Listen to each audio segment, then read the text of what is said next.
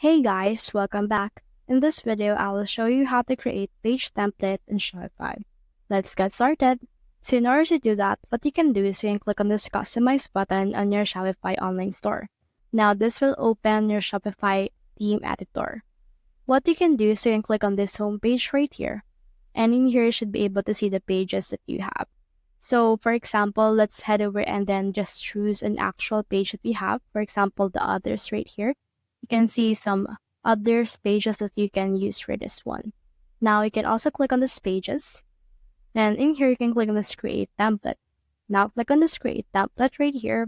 And then for example, let's name it like about us. Or you can also name it legal. So I'll name it legal.